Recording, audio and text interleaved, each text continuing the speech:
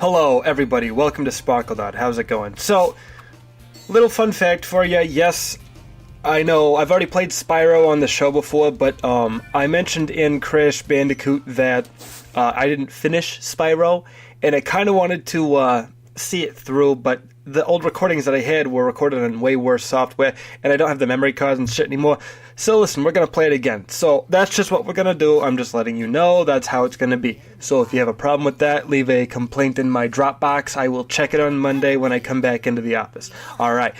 Now that we can get started, how's it going? SparkleDart here. You know, I've had a heck of a week, if you don't mind me saying the word heck out loud on national television. I was really interested to hear there was this topic that happened recently. NASA came out and said, okay, listen, guys, we know we don't want to raise any alarms here or anything. We don't want to, hype things up, so to speak. I don't want you to think that maybe we're going to hold out on you or nothing like that. But we got a major discovery, a major thing we're going to announce here in the next couple of days. If you could tune into the BBC tomorrow or whichever channel is predominant in the country of your choice, you can go ahead and do that. Oh, by the way, if you don't subscribe to the BBC in Britain, they will come and find you and put you in jail. And that's just how it goes, because that's what they like to do. They're little bit of a 1984 thing going on over there. But I'm sure none of that's true. I think I made most of that up, but I did see these really weird what was it? Little flyers that they had on like a metro or something like that that says, "Hey, we're watching to see if you're watching." I don't know. It might not have been true because everything on the internet is you have to take it with some sort of grain of salt. I was gonna try and be a little more pithy there, something a little more well-meaning, but you know what? I can't think right now. I got like a brain fart or something, so I'm just gonna speak, I'm gonna keep on talking until something comes out. Anyways, going back to what I was talking about with NASA, there's a star system about 40 light years away from where we are right now in the universe, in the galaxy, in the solar system, and they have several stars orbiting. Well, it turns out 7 of these stars that are orbiting this planet are orbiting the planet in what they like to call the Goldilocks zone. So it's like, it's real nice there. It's real nice. The Goldilocks zone essentially means, so you're familiar with that story, the 3 bears or whatever the hell they were, that like some sort of marmoset, I don't know. Well, Daddy comes and he's like, hey, yo, this soup, what's going on with this soup? It's too hot. And then the mama comes and she's like, oh no, this soup is far too cold. I can't eat this garbage. And then the baby comes and he's like, oh yeah, dog, my soup is just right.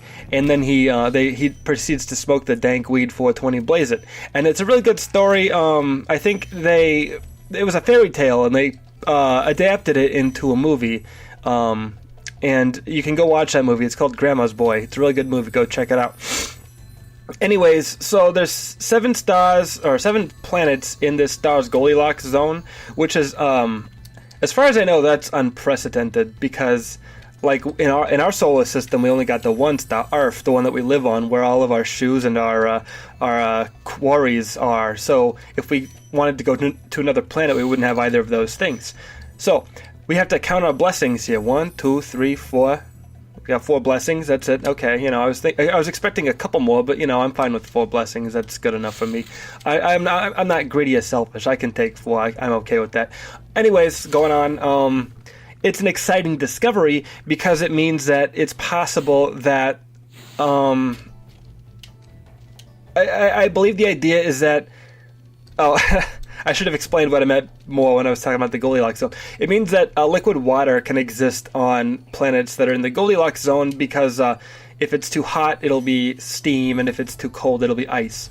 But in the Goldilocks zone, it'll be liquid water, and you can go around and fill up your summer pool with chlorine and swim around, splash around in it for a little bit, get chlorine in your eyes, and then not be able to open them back up for a couple of minutes, probably like 10, 15 minutes. You won't be able to open those bad boys back up and see what's going on around you in the world.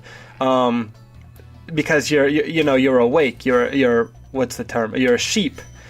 Your eyes are closed. You got to wake up and see what's going on really in this world. Like they say, Obama is a reptilian, right? That's how it goes. That's the theory, the myth, the legend. I don't know. I don't subscribe to that sort of thing because, I've got my own political ideals and agendas, and they don't involve green spacemen coming down to harass me and like call me at 5 a.m. asking for a ride to the train station because he forgot something in his locker there, and he also returned the keys, so he has to go down there and convince them that there's still stuff in that locker, and then they'll say, are you sure that there's anything in that locker, because we cleaned it out and there wasn't anything in there. And then he's like, yes, I had a duffel bag in there, and inside of that duffel bag there was a laptop, an iPad, and $50 in cash. And they're like, okay, we can look for you, but we didn't see anything like that when we cleaned out the locker. And then he's like, okay, well, if you can't find it, then you're going to owe me all of that stuff, all of it. And I will take any sort of laptop, but the iPad and $50 are irreplaceable. I'm going to need specifically 2 20s and 2 5s, and that's just what you're gonna have to pay me. And they're like, see, we can review security footage camera and see if you ever actually put anything inside that locker. It's possible that you did. We're not calling you a liar, but like I said, we didn't see anything like that in there. And the fact that you're coming in here and claiming that we owe you all of this like expensive stuff kind of tells us that maybe you're just trying to lie to us. You're trying to, pull a fast one on us, take us for chumps. And listen, we're a train station. We're not chumps. If you've ever applied to work as a train station attendant, it says specifically on top of the application, no chumps, in underlined letters, and they're in red too. Sometimes it looks like it's blood, but it's not blood because you can tell that it was printed out of a Expion printer, but it was running out of magenta, so it's a little more greenish than it is red because they didn't have any of that magenta color when they were printing it. And they were running out of black toner too, so there's like scan lines going down the side of it, and it's like, okay, you know what? It looks like blood, but it's not convincingly like blood because it looks very digitally, tarnished. There's a lot of elements in there that kind of tell me that what you tried to do here was more of a joke than a serious attempt at something worth complaining about. Anyways, going back to my friend, he wanted to take the train station with Chumps and get them to buy him one of the expensive laptops where the keyboard is a separate attachment and they can come off, and then the keyboard can also be a tablet. And I'm like, why would you want one of those sorts of laptops when you also want an iPad? I mean, a tablet like that covers the same thing. And then he's like, yeah, but that's fine and dandy, but I can play Angry Birds and Farm Words with Friends on my iPad, and I can't play that on my computer. I'm like, I think you could if you really looked into it. I'm sure there's a way you can, but I don't know enough about computers to call you out, so I'm just going to assume that you're right. But I still feel like it's in poor taste for you to try to make these horrible claims. They're going to review that security camera footage, and because they don't believe you, they're probably not going to find anything on there that implies that you are right. And I just hope that you're okay when they call you out and call you a fool. Basically, they're going to call you a fool, and they're going to say, "Never let this man travel again." And then you're going to say, "Well, now I'm being discriminated against because I'm half Spanish." And then I'm going to tell them, "You're not half Spanish. Your great grandfather was Spanish, which means that you are 1/8 Spanish, and that is not the same thing as being half Spanish. You are so far removed from that culture that it's just ridiculous for you to even make the claim that you could possibly be Spanish in any meaningful sense of the word. It's like those guys who say that they're part black when it turns out, or they're not part black, but part Native American, when it turns out what really happened is their ancestors raped Native Americans, and then that's how they, that's how their family lineage started.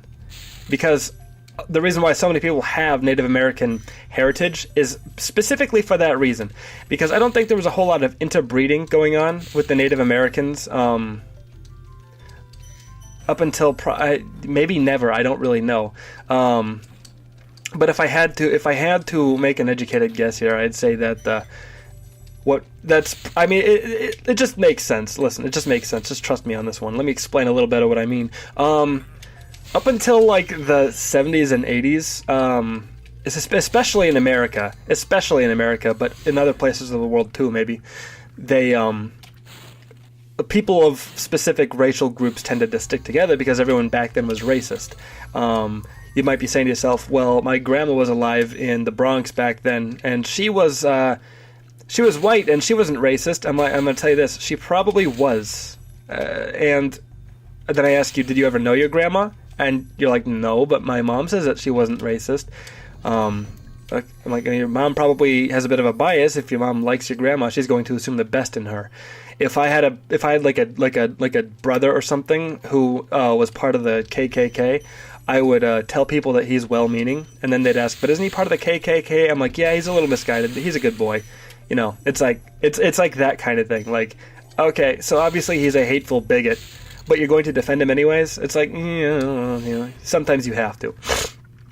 I don't personally subscribe to that belief, and I also don't have a brother who's in the KKK just to put those fears and ideas and beliefs and whatever to rest. You know, I don't want that misinformation out there. So you heard it here first, folks. SparkleDart does not have a racist KKK white supremacist brother.com. Go check it out. I set that website up a couple days ago. It's a WordPress website, so it's not that good yet, but I'm getting it there. I'm adding extensions and all sorts of cool things, like little banners and page counters that say how many people are visiting the page at that specific time, and every time you go there, it's going to say 1, and then you're going to feel alone, because that's just how it happens in this world, in this crazy workaday world.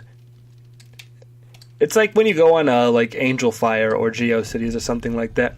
You find some like really old Pokemon fan page because you're looking at Game Shark cheats for Pokemon Red and Blue, and you want to figure out how to make it so that Master Balls appear in the shop and you can buy them for free.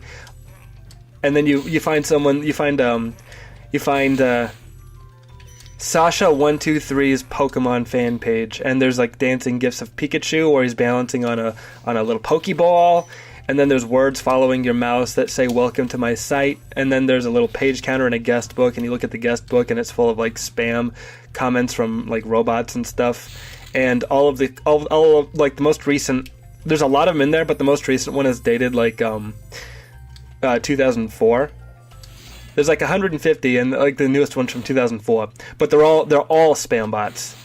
And then you realize that's around the time that Web 0.0 stopped being a thing and Web 2.0 took over and, created this bigger, better world for us on the World Wide Web. Here's a fun fact. That's not really a fun fact. Here's a theory that I have. I feel like the internet is a cesspool, and I feel like that it's bitchified people a lot. It's made them weaker mentally. It's made their attention span far, far shorter than it should be. And then it just kind of makes us more hateful. It's easier to... When you have people who feel like things should be a certain way and then go online and say that things are those ways, people are going to read that and be like, oh, you know what, I'm not going to fact check this because why would somebody post false information on the internet? There's lots of reasons. Rest assured, there's lots of reasons why somebody would do that.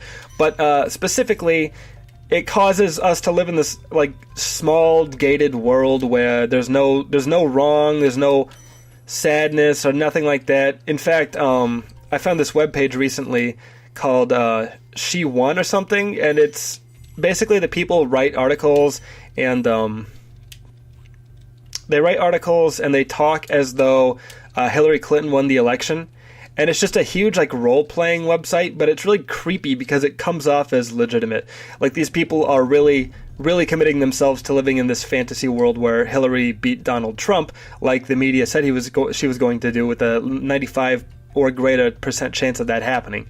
And you know what? That might be the same example of what I'm talking about. Is I don't know where they got these statistics from that says that she had a 95% chance of winning, but if that was ever really the case, like 5% chance, it's not a roll of the dice. Okay, so say she did have a 95% chance of winning. It's not like somebody took a 100-sided dice and rolled it, and it just happened to land on a number that made Donald Trump win. No, there was something more going on at play there, and I'll go into that a little bit more on the next episode. I'll try to explain what I'm talking about, but I don't think I can really make it make sense because I'm a psychopath. Anyways, thanks for watching SparkleDart. Goodbye.